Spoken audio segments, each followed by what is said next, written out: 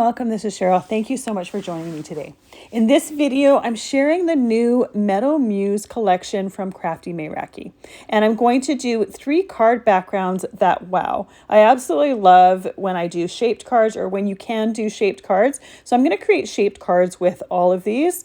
And I love that this is a beautiful background that has a coordinating layer stencil in order to color in all of the areas. There's 5 different stencils here, but there are 9 different layers. They have multiple layers on each one of those stencils, which conveniently makes less space or takes up less stencils.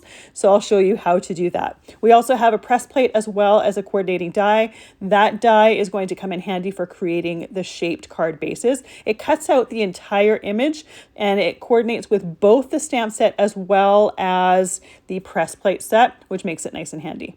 I'm going to start with the clear stamp, and anytime I have a new stamp set, I take a white eraser and I just rub it all over the stamping surface of the stamp. It takes off any manufacturing residue that may be on there and helps that stamp take ink a little bit more. Now, when I do this, I only do this one time. It's only the very first use. You don't have to do this every single time you're doing it or you're using it. And after I use that white eraser, I take a brush and I brush out any eraser bits that might be left in there. I'm going to be stamping on some hammer mill cardstock, and I'm going to use my Misty stamping tool in order to help. I want to make sure that I can stamp it multiple times and know that it's going to go in the same area. I have a half a sheet here. This stamp is just a little bit bigger than an A2 card or an A2 size piece of cardstock, and I want to make sure that I have the entire image. Originally, I was going to use the coordinating stamp sets from this stamp set or sentiments from this stamp set, but I ended up not doing that because there's not coordinating dies for those sentiments. And I know I used to love custom cutting and detail cutting, fussy cutting sentiments, but now that we have dies that do that most of the time, I don't enjoy the way that they look when they're fussy cut anymore. So I'm going to use other sentiments with this, but there is optional sentiments, or there's sentiments that you can use with the clear stamp set if you choose. I've used an embossing powder tool on my cardstock, and I've also used some Versamark ink to stamp that image. I want to stamp it and I also want to emboss it. I always love the look of stamped and embossed images just because it has a little bit more wow factor, a little bit more detail to it. For this particular one, I'm going to emboss it with some black embossing powder.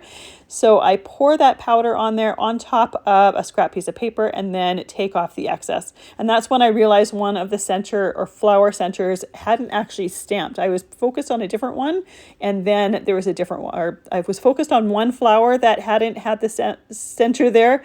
And then you can see right where my embossing gun is, that particular flower doesn't have that center. So I will restamp it after I've embossed. But for right now, because we have that powder on that Versamark ink, we have to heat emboss it. And heat embossing it goes from like a dull granular to a shiny glossy line around the outside. And it has that little bit of raised surface to it. Now, you do have to be careful when you're doing heat embossing, especially backgrounds with line stamps. Sometimes it's hard to know if you've missed a spot, and you'll see later on that there is a spot that I missed. You don't really see it in the final card. You could, at that point, re-stamp it and re-emboss just that area.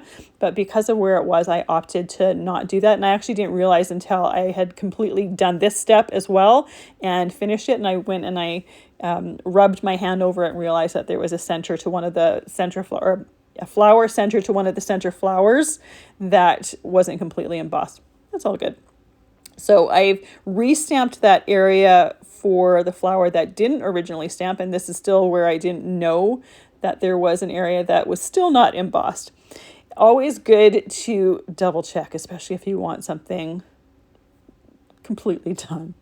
So I wanted to see, I'm going to be using the new Lisa Horton metallic ink pads, and they have a little bit of a different look on white cardstock than they do on black. So I wanted to do this exact same card with the metallic pads on white cardstock and on black cardstock so that you can see the different look.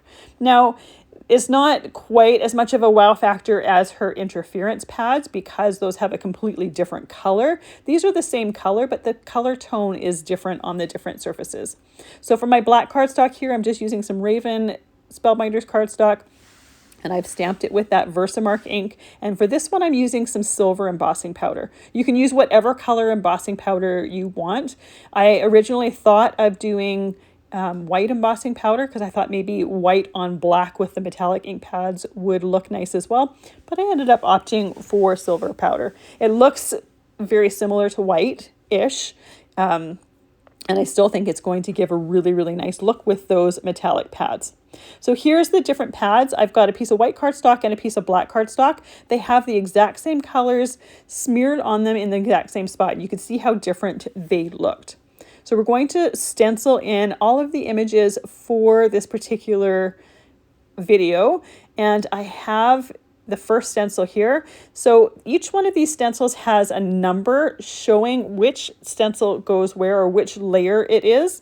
Now, I originally had a moment there where I was having a hard time matching it up because there's a center part here that is stencil number 9 or layer number 9. And because this was the first time that I was using it, I wasn't really getting it. I wasn't really understanding that there was 2 stencils in one. I just realized that there was an area that wasn't matching, and it took me a moment, but then I did get it. So I'm going to be using some painter's tape here to mask off the areas that I don't want stenciled. If you're really careful with your stenciling, you don't have to do this step necessarily. You can just be super careful, but I tend to get more engrossed in what I'm doing and forget about areas that I'm not supposed to stencil when I'm doing this. So by using some painter's tape, it's a nice inexpensive solution. I can make sure that I don't accidentally get ink where I don't want it to go. For the first color here, I'm using Mojito. It is a nice lime bright green here. And I'm going to do both these backgrounds in exactly the same color. So I'm going to do a one on the white, and then I'm going to go right onto the black, match it up, and do that exact same color. Because I already have that ink on that stencil, there's no point in washing it off and then putting more ink on that stencil. So I might as well do the same color. It's also going to take less time to do both backgrounds at once than it would be to do one whole background and then go and do one whole background, because I already have the ink out, I already have the blending brush out, and my stencil already has ink on it.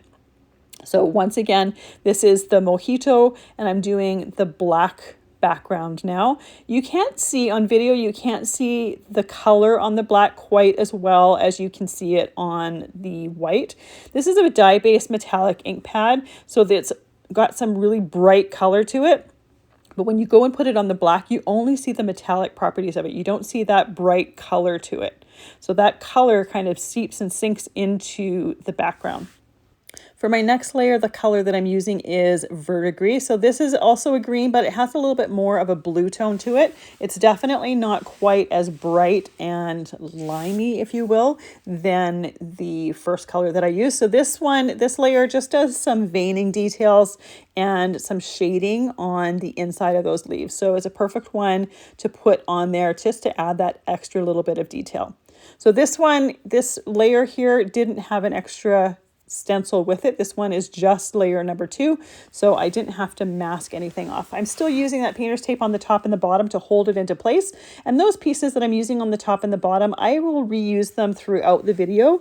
I did for my first stenciling, I did put them on my t-shirt to take some of that extra stick out of them so that I wouldn't be ripping the paper when I lift them off. I want to make sure that they stay in place, so I do want to make sure that they have enough stick to them, but I'm not trying to rip the paper because it's an area that's going to be cut off anyways. If I do, it's not that big of a deal, but by avoiding it, I can make sure that I don't accidentally rip the paper into an area that I want to keep here. So this next stencil here has layer number 3 as well as layer number 4 in it. And again, because this is a new set that I'm using, it took me a moment to figure out exactly which flowers these are for and which layer to do first. Now, by my second stenciling, I do figure something out, and I'll share that with you then. That makes it a lot easier. It makes it go a lot smoother and makes it much easier to line up those stencils. Each one of those numbers, might as well give you a hint now. Each one of those numbers has a little heart underneath it. So for the next time that I use it, and I realize this when I'm cleaning the stencils, if you take a pencil and outline that heart, it gives you a hint and makes lining the next layers up so much easier. So this color here is Sunshine. It's a nice bright yellow.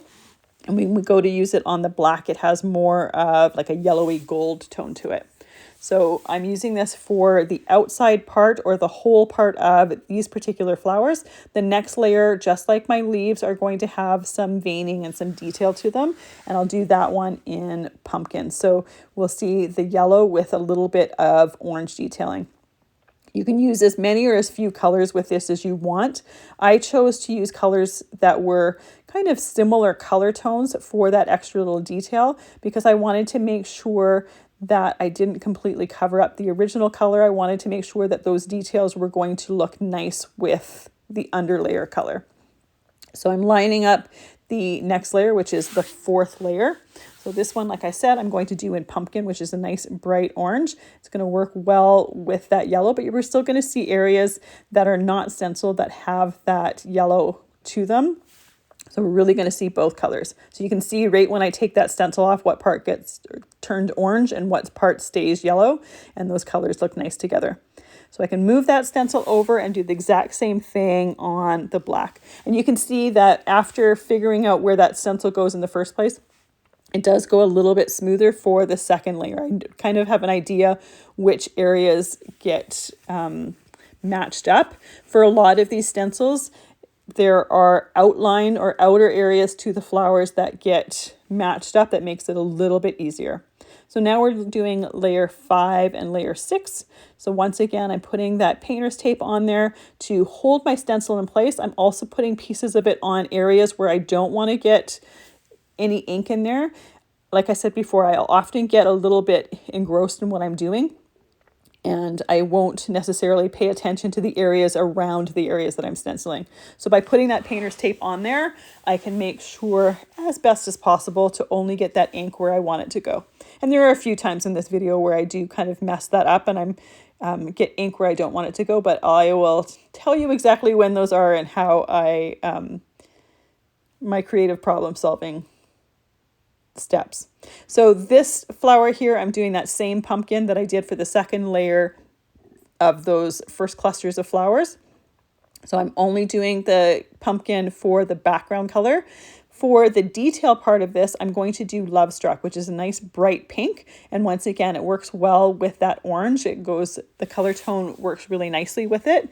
And we're still going to see that orange underneath there, but we're going to have that pink on the upper layer.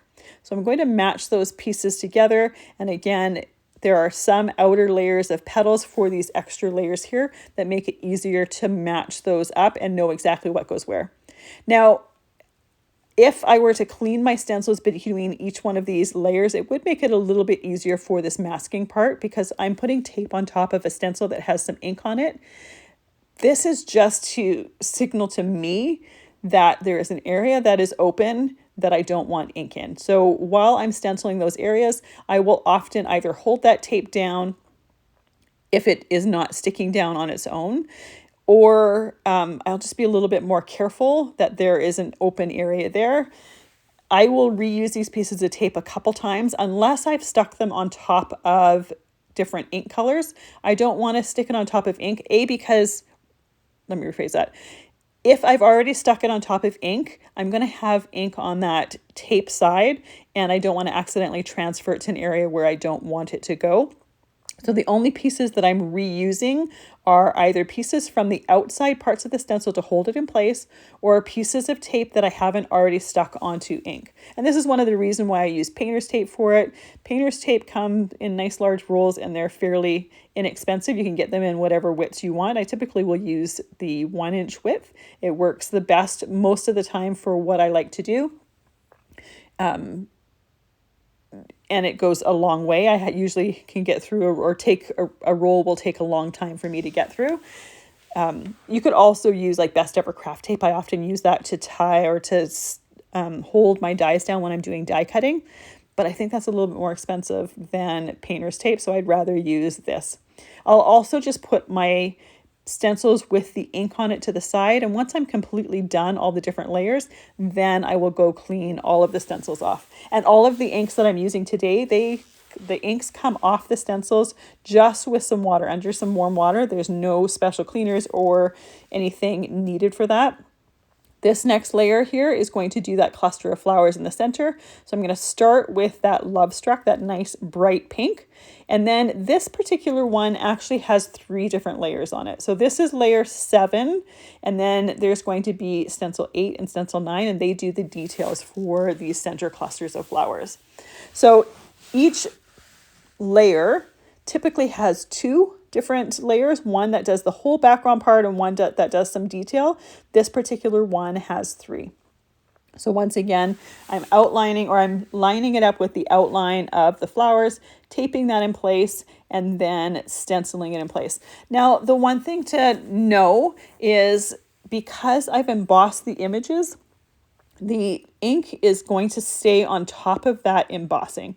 So once I'm completely done both of these images here, you'll see that I take a piece of paper towel and I just go over top of that whole image and just kind of rub it just to remove any ink that might be sitting on top of that embossing. So that's a step that you definitely want to be careful of. You want to make sure that you don't accidentally say take your fingers and rub it across the top and smear any ink that might be on top of that embossing.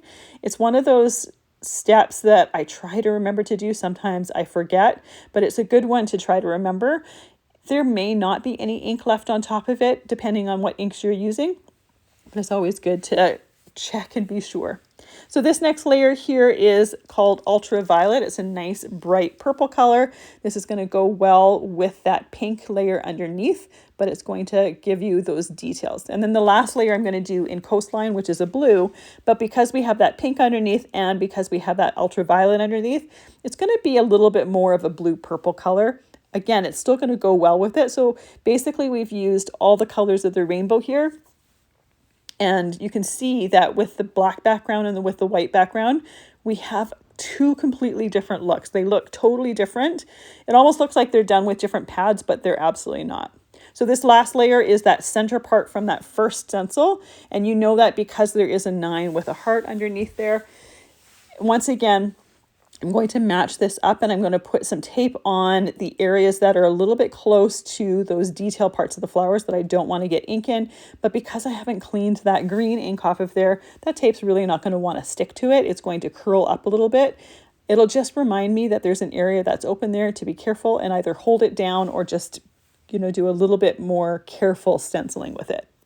So once I have all of the areas that I don't want covered or that I don't want ink in or that I want covered, I'm going to take my ink blending brush and just put that coastline on those center details from the flowers. And you can see that because we're doing 2 backgrounds at once and we're using the exact same inks for each one of those layers, it goes by, or stencil, or both of the backgrounds go really, really quickly. So doing that second background doesn't take much extra time, more than doing just one background here. And you get a really interesting and unique look to it. So it's a great way just to change it up. These metallic pads, I think there's 12 colors total, 10 colors total. I'm second guessing myself. So there's a nice variety of them. And I love the fact that because they look different on the dark and the light, you can get many different looks with them.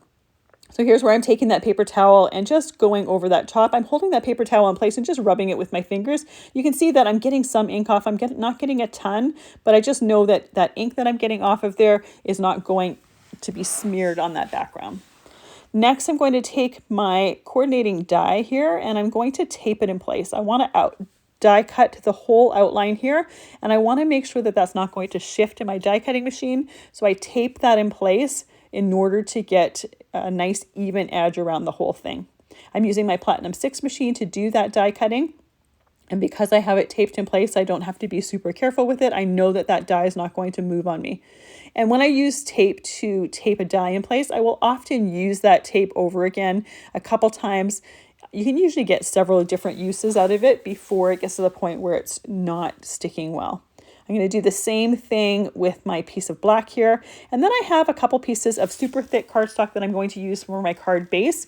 These pieces are going to be glued onto that card base. Now, the one thing to keep mind of, because we use some metallic inks here that have some shimmer to them, sometimes that transfers onto the plates of your die cutting machine, depending on how long you've let that dry. I will often take a damp microfiber cloth and I will clean that off and let that completely dry. So for my background that I use the black cardstock on, I have some black cardstock that I'm using for my card base. For the one that's with the white, I have some white cardstock. So I'm just using my score pal and I'm scoring it at 5 inches on just one of those pieces. Then I'm going to use my fingers and I'm going to fold that fold in place, make sure that it has a nice hinge on it. And I'm going to glue one of the other blank pieces that I created right to that, putting my acrylic block on top of there. I use my acrylic block often. It just holds things nice and flat and holds it in place while I am putting glue or while I'm doing something else. Frees up my hands for working on other things.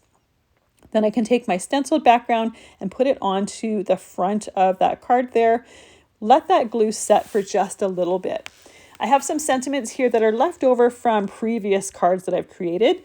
They are from the Gilded Greetings collection. I have some shimmer paper here, and that shimmer paper is intended to use with toner foil machines like a Mink machine or using like a laminator.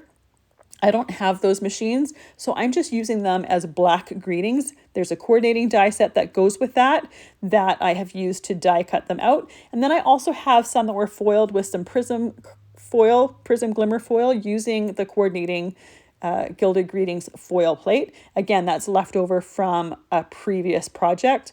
And I typically will try to use those sentiments that are already done if I have them already ready to go. And it coordinated well, that foiled one, with the silver foil or the silver embossing on that background.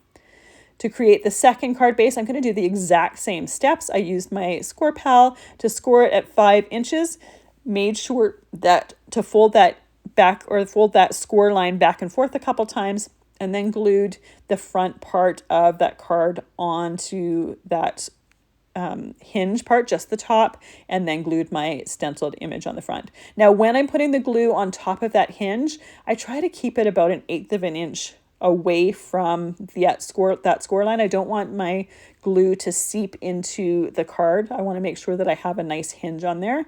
And I also, once again, use that block to hold everything in place. Now, to add a little bit of extra sparkle, I'm putting some stickles in the centers of those flowers. These metallic pads have some beautiful shimmer to them, but I always like to put something else into the centers of my flowers just to make it, just to give it a bit of a different texture. So I did the same stickles on both of them. I just use a Stardust stickles. It has some interference properties to it, but it is clear. So I see that shimmer, that glitter, but I don't see a lot of color. You could always use some colored stickles or metallic stickles there if you wanted to. I opted not to. For my next card, I'm using the press plate, but I'm using it in my glimmer machine with a 1/2 sheet of cardstock. So my cardstock there is 5.5 inches by 8.5 inches.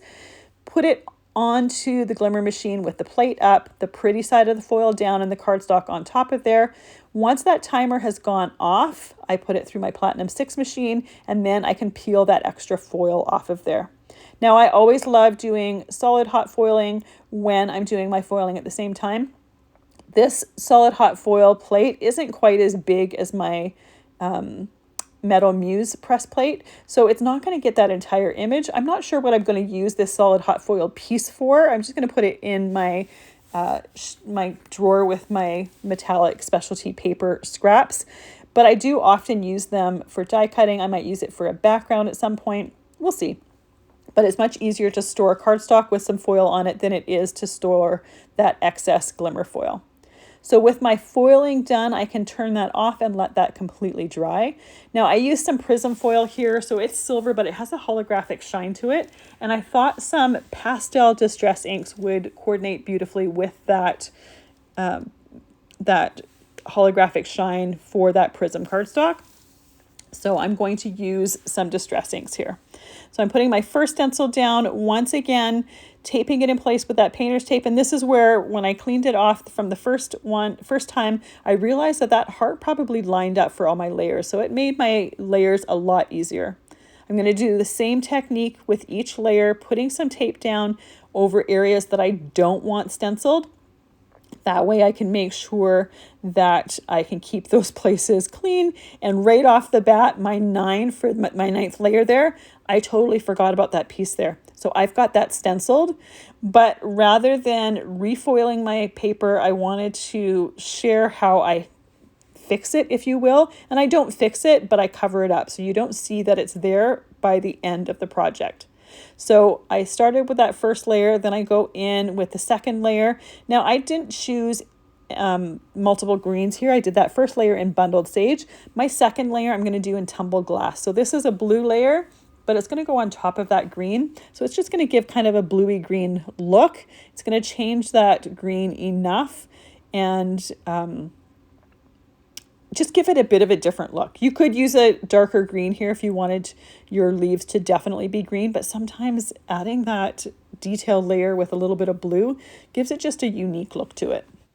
For blending this layer, this card, I'm using some pink fresh brushes. They give a little bit more of a light look, very similar to how the large Spellbinders blending brushes work, but because I was using a stencil, I didn't want to use the really large brushes and have to tape off more. So I used my pink fresh brushes. They're about 1 inch wide, so they're perfect for these backgrounds. The next color that I'm using here is Spun Sugar. I'm using it for the background color of this next layer of flowers. And once again, when I do my flowers, I typically try to make them lighter towards the center, or sorry, lighter towards the outside and darker towards the center. So I place my first layer, or the first little bit of the brush towards the center of the flower and kind of blend my way out. Now, I don't make sure that this is blended perfectly because we have a lot of colors going down and this is a whole background. I don't think it needs to be blended perfectly, but I do try to get a little bit of color variation and make sure that there are some lighter areas and darker areas. So for this next layer here, I'm going to use Shaded Lilac. This is going to be the detail parts of these flowers. And just like my last layer with the pink, I try to make it a little bit darker towards the center of the flower, a little bit lighter towards the outside of the flower. And right there I was pointing, I got a little bit of ink on the outside of the stencil and it's really close to the tip of the leaf. In the final card, if you look hard enough and you know it's there, you can see it, but you don't see a lot of it. Like it's not, because I'm using pastel colors, it's fairly light, but it is a good idea to make sure to mask off the areas where you don't want ink so you can completely avoid this and not have this issue. You would have thought that after getting the 9 in the first layer, I would have noticed it, but I actually didn't notice it until it was done. For this next layer here, I'm doing the same color as the last one. I'm using the Spun Sugar, but this time I'm going to go in with an orangey color for the details. So I'm going to do some dried marigold so that they're looking similar-ish, but also different from the last layer of flowers. So I wanted the same base color, but I wanted some different detail colors to it. So this one is going to have that dried marigold, but we're going to still have the base, that Spun Sugar, same as the last amount or last flowers. And just like the last card, any of the pieces of tape that I use on the outside pieces or outside areas of my stencil, I will keep reusing, but ones that go over top of ink to mask off different areas where I've already inked, I will just toss those pieces away. I don't want to, again, chance that there's ink on the sticky side of my tape and I'm going to transfer it to a part of my card that I don't want it to. For this last layer here, this is the one that has 3 different layers for that center cluster of flowers. I'm going to start with Scattered Straw, and just like the last little bits of flowers, I'm trying to make the centers of the flowers a little bit darker and a little bit lighter towards the outside edges of the flowers. I also will go in clockwise as well as counterclockwise motion with my brush so that I don't accidentally get a little bit of a buildup of ink towards one side of my stencil. And you can see with this layer how much easier it was having that little heart on that left side to start off with. I put that heart down first and then I'll make little tiny adjustments to the stencil to make sure that it's lined up. But it definitely went a lot quicker and a lot easier for this group of stenciling than it did for my first one, simply because I realized that little heart trick and it made more sense as to where the numbers were on the stencil. When I first did that first stenciling, I couldn't figure out why, especially for this one here, that 9 was so far over. But when you realize that little trick with the heart on there, it makes a lot more sense as to why it is in the area that it is. And it's really nice to have 5 stencils and get 9 layers out of it. It utilizes the space of the stencil really, really well. So I really appreciate the fact that it does utilize that space. So for the second layer of this center cluster of flowers, I use that same dried marigold. And then for the innermost layer, I'm using the spun sugar. So the spun sugar is that pink color. We're really not going to see a lot of pink, but it's going to go on top of that marigold and just kind of deepen some areas for that detail. So here is the finished product, and I really love the combination of the shimmer from that foiling with the matte finish of the Distress inks. I have a sentiment here that it was previously foiled from another card set with that Gilded Greetings foil plate using that Prism Glimmer foil. And to make it match, I used the scattered straw as well as the dried marigold ink to just do a little bit of ink blending on it. That way it's going to work well with the card. I could have left it the white and it would pop off a little bit more, but this way it is going to just kind of coordinate with the different colors. So for my card base, I'm making it exactly the same way. So all of my card bases are made exactly that same way. I put one side of that base towards the edge of my score pal and then score at the 5-inch mark, using my fingers and my hands to fold that score mark to make sure that I've got a nice hinge there, and then using that Barely Art glue to glue around the edge, staying about 1/8 of an inch away from that score mark so that when I squish that glue down, it doesn't go past that score line. And I also make sure that all of the edges around the edge of that die cut match. And that way I've got my layers on properly. With that sitting underneath that acrylic block, I can put glue on my stenciled piece here. And then once again, just lining that up with that card base to make sure that it is perfectly in place. And these edges are really, really easy to line up. So it's really not hard to line them up, but obviously it looks a lot better when you have them lined up perfectly. So my stenciled or my colored sentiment is going to go to the bottom, and this is where I'm putting it over top of that 9 that I had that ink on from the first stenciling, where I didn't really pay attention to it and didn't have it open. So it's completely covered for the finished card. You'd never even know that it was there if there was not video proof. Then I also finished the centers of those flowers with some stickles, and you can see that the cards stand up really nice. There are enough edges around or on that bottom edge that it does stand up really nice. It's not wobbly. It doesn't tip to one side or anything. For my last card, I'm going to use my BetterPress system, and I'm using some porcelain BetterPress cardstock. I have a half a sheet here. I'm cutting a half a sheet here. Because this press plate as well as the stamp set are bigger than 4 1/4 by 5.5 inches, I wanted to make sure that I had that full image there.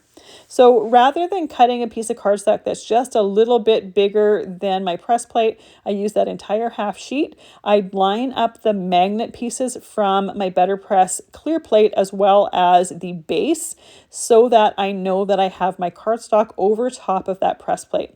Then I'm using some BetterPress ink in order to ink that press plate. Now, press plates are very, very versatile. You can use many different inks with them, so you don't have to use the BetterPress ink with it.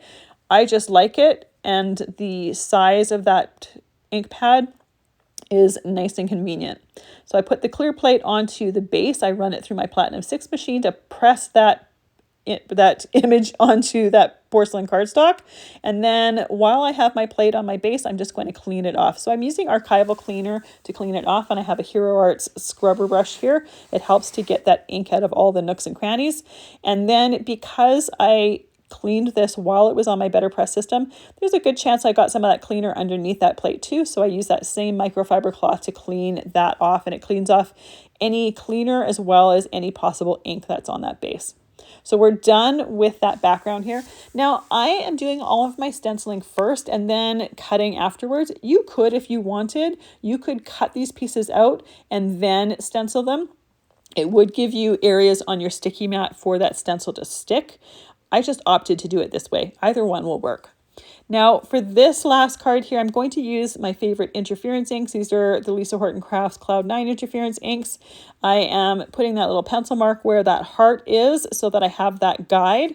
Now, anytime I use the interference inks, I love to use either Hickory Smoke Distress ink or Black Soot Distress ink to enhance areas of my stenciled background in order to be able to see the properties of the interference inks. Now, if you haven't heard of them before, they are special inks that show up with one color on light or white cardstock and a completely different color on black or dark cardstock. So by using the Hickory Smoke or the Black Soot, I can see both properties of the ink, and to me it just has a bigger wow factor to it. So for all of my layers, I'm going to start with the Hickory Smoke, and then I'm just going to put that Black Soot just where I want that color to be darker, where I want the black to be a little bit darker.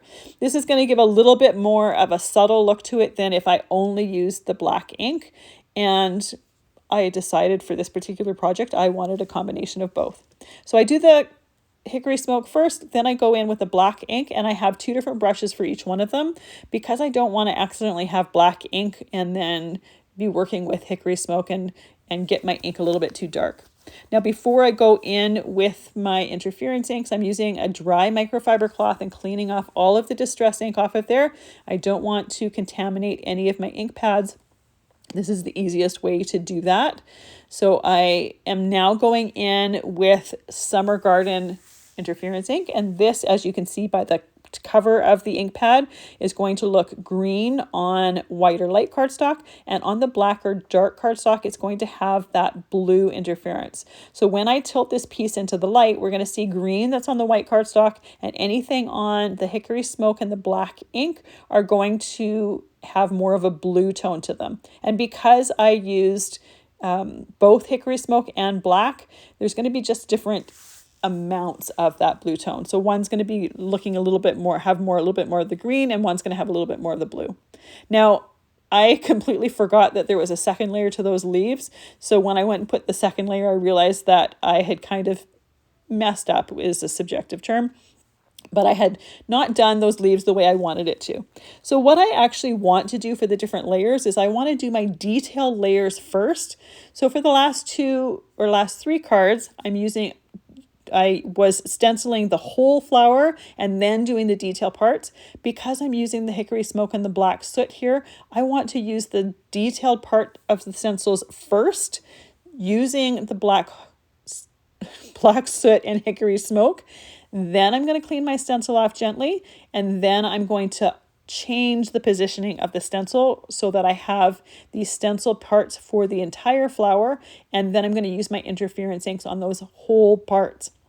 That way I have areas of the flower that are going to have the color from the interference pads that are for the lighter white, and then I'm going to also have areas of them that are a little bit more structured than just putting the Hickory Smoke and the black wherever I want, and I'll see both properties. So for the first interference color that I'm using for the flowers, I'm using some Opal Blush. This one shows up blue on white or light and pink on the black and the Hickory Smoke. So we're going to see some beautiful shimmer from that. And even though the color on black or the Hickory Smoke is that pink, even on that blue, when you tilt it in the light, you still get some of that pink shimmer. It's just not as visible or not as easy to see the color of the shimmer on the lighter cardstock, but you still get some gorgeous shimmer to it. And that's part of the magic of these pads. For this next layer, once again, I'm going in with the detailed part of the stencil first, doing the Hickory Smoke and the black.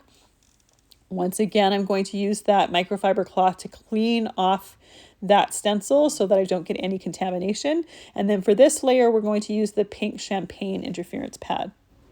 And really, if you wanted to eliminate one of the steps, you could either eliminate the Hickory Smoke or the Black Soot distress pad when doing these backgrounds.